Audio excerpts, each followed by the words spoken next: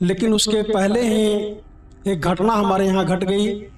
इतना बड़ा ईंटा 1.5 साल की बच्ची पर जाकर उसके मस्तक पर गिर गया। मैं माँ भगवती का एक मंत्र का जाप करती थी। मैं तुझे जिंदगी नहीं दे सकती, ये गुरु ही दे सकता है। पूरे दरवाजे पर हमारे मेला लगा हुआ था।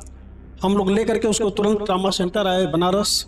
बार बार हमसे यही कहता था कि पापा गुरुदेव को फोन करिए कि अगर तू सचमुच मेरी माँ है तो तू कभी मेरे घर क्यों नहीं आई।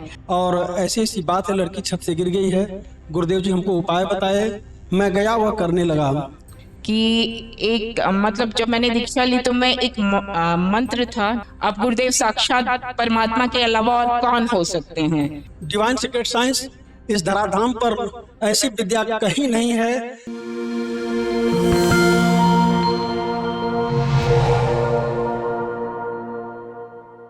में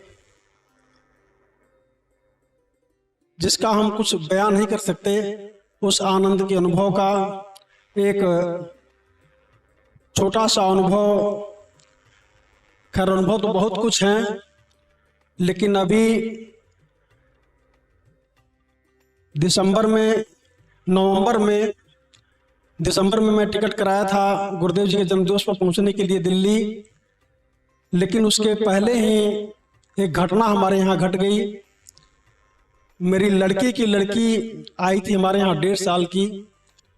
मैं अपने छत का ढलैया करवाया था, लेकिन बीच में आंगन का वो जो जलिया होता है मैं नहीं लगा पाया था। और उसी 29 नवंबर को एकाएक भोर में बारिश शुरू हो गई और उसी के चलते कि उस पर जाकर के गिर न जाए, मैं एक चारपाई उस पर डलवा दिया था। लेकिन संजोग ही था, ऐसा घटना घटनी थी। वो लड़की ही हमारी गई और सोची कि ये चारपाई भीग जाएगा, उसी पर एक प्लास्टिक डाल करके चली आई। और सुबह हुआ, करीब हम 7-7:30 बजे तक पूजा से उठ जाते हैं। पूजा से उठने के बाद हम थोड़ा सा बाहर चले गए। उतने समय में ही वह जो है लड़की कैसे गई, वो एक बात किसी को पता ही नहीं था। आंगन में ही थी, कोई देख नहीं पाया उसको, और गई और जा करके सीधे उसी प्लास्टिक पर ही बैठ गई। और प्लास्टिक पर जो ही बैठी तो वो तो नीचे गिरी ही, उसके ऊपर जो ईंटा दबाया गया था प्लास्टिक ईंटा से, वह ईंटा ही जा करके करीब इतना बड़ा ईंटा 1.5 साल की बच्ची पर जाकर उसके मस्तक पर गिर गया। पूरा आंगन हमारा लहूलुहान हो गया। स्थिति उसकी बड़ी बदतर हो गई। पूरे दरवाजे पर हमारे मेला लगा हुआ था। हम लोग लेकर के उसको तुरंत ट्रामा सेंटर आए बनारस, और यहाँ ट्रीटमेंट शुरू हुआ। सीटी स्कैन में गई।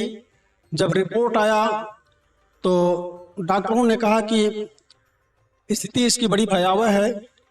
2 पोजीशन है इसका।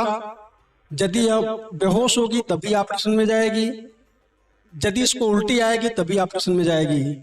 लेकिन पूज्य गुरुदेव जी की बड़ी असीम अनुकंपा थी, बहुत कृपा थी कि मैं गाड़ी में उसको जब तक लेकर के चला अपने घर से, उसको निरंतर मैं डिवाइन सीक्रेट साइंस करता रहा, उसको ऊर्जा देता रहा। उसका परिणाम यह हुआ कि न उसको उल्टी ही आया और न वो बेहोश ही हुई। पानी चढ़ रहा था, पोजीशन खराब था। जब डॉक्टर आते थे हमेशा हमको यही कहते थे कि आप तैयार रहिएगा, किसी भी समय ऑपरेशन में जा सकती है। फिर दिन रात पूरा बीत गया।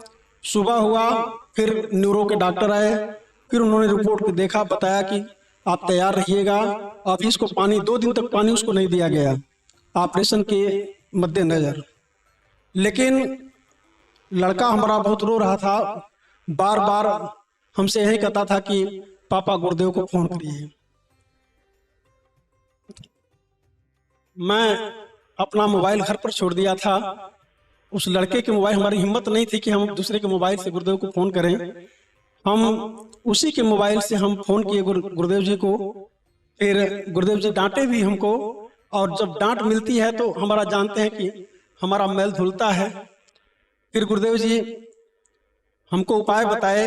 बोल क्या बात है? हमने उससे कहा पूज्य गुरुदेव जी से कि गुरुदेव ऐसी ऐसी बात है, डॉक्टर ऑपरेशन के लिए बोल रहे हैं और ऐसी ऐसी बात है, लड़की छत से गिर गई है। गुरुदेव जी हमको उपाय बताए, मैं गया वह करने लगा। शाम को डॉक्टर फिर आए, उन्होंने कहा कि इसका दूसरा सीटी स्कैन कराइए। हम ले गए सीटी स्कैन में, रिपोर्ट हमको 10 बजे रात को मिला। सुबह जब बीएचयू के डॉक्टर आए न्यूरो के, जब उन्होंने रिपोर्ट को देखा तो उन्होंने वो मुस्कियाने लगे, कहें कि बच्ची बिल्कुल सही है और आप डिस्चार्ज करा लीजिए और 1 हफ्ते के बाद हमको दिखा दीजिएगा ला करके, और इसमें कोई परेशानी नहीं है। उसका परिणाम यह हुआ कि शाम को डिस्चार्ज करा लिए और 6 दिन के अंदर वह लड़की जैसे पहले दौड़ती थी वैसे दरवाजे पर दौड़ने लगी। पूज्य गुरुदेव जी हमसे फिर पूछे कि अरे बच्चिया कैसी है? हमने कहा गुरुदेव बिल्कुल आराम है। डांटे गुरुदेव जी हमको कि फिर हमको बताया नहीं, और आराम हो जाएगा तो कहाँ बताएगा। तो बहुत कृपा पूज्य गुरुदेव जी की, और यह डिवाइन सीक्रेट साइंस इस धराधाम पर ऐसी विद्या कहीं नहीं है, यह कलयुग का कल्पतरु है। ऐसे अनुभव हमारे पास हजारों हैं, हम कितनी बयां करेंगे। पूज्य गुरुदेव की अनुकंपा हमारे ऊपर बरसती रहे और सभी लोगों के ऊपर बरसती रहे। मेरा यही पूज्य गुरुदेव से निवेदन है। मैं गुरुदेव जी के चरणों में कोटि कोटि नमन करता हूँ। बोलिए सदगुरुदेव भगवान की। जब मैंने दीक्षा ली थी, और मैंने दीक्षा ली थी 2005 में, आज लगभग 19 साल हो चुके हैं इस बात को। दीक्षा के तुरंत बाद की बात है कि एक मतलब जब मैंने दीक्षा ली तो मैं एक मंत्र था, जैसे आज मुझे अवसर भी वही है शक्ति आराधना पर्व का। मैं माँ भगवती का एक मंत्र का जाप करती थी जिस दौरान मेरी दीक्षा हुई थी। मेरी माँ ने मुझे दिलाया था, उनके पंडित जी ने उनको बताया था कि ये लड़की जीवन से संघर्ष कर रही है, मर जाएगी, इसे भगवती का ये मंत्र जाप कराओ। तो माँ का वो मंत्र जब मैं जाप कर रही थी, दीक्षा तो मैंने ले ली, पर मेरी भावना जो थी उस समय माँ भगवती के प्रति थी। तो संयोग से मेरे आसपास के लोगों में मेरे पड़ोसी ने भी एक ने दीक्षा ली, और वो मुझे जीवन में एक ही बार उनके साथ में गई हूँ आज तक। उसके बाद ना पहले कभी गई ना बाद में कभी गई। काली माता मंदिर है हमारे साउथ दिल्ली में, तो वहां वो मुझे ले गए। अब उस मूर्ति ने मुझे फैसिनेट किया कि ये मूर्ति तो बिल्कुल जगदम्बा की है और यही साक्षात काली मेरी माँ है। तो मैं उसे देखकर पता नहीं वो मेरे अंतर मन में बैठ गई वो मूर्ति।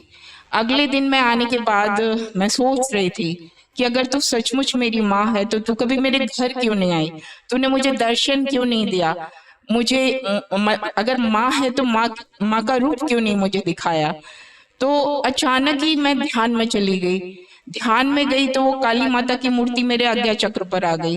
वो काली माता आशा दी के रूप में बदल गई, फिर काली माता, फिर आशा दी, फिर काली माता, फिर आशा दी। फिर वो मूर्ति बोली कि देख, इस रूप में मैं तेरे घर आई थी और मैं ही तुझे गुरु के पास छोड़ कर गई हूँ, क्योंकि जो तू मुझसे मांग रही है वो मैं नहीं दे सकती, मैं तुझे जिंदगी नहीं दे सकती, ये गुरु ही दे सकता है, इसलिए मैं तुझे गुरु के पास छोड़ कर आई। काली का अर्थ ही आप समझ लीजिए कि साक्षात काल, साक्षात काल मुझे गुरु के पास छोड़ कर गया है। अब बताइए मैं कहाँ जाऊं।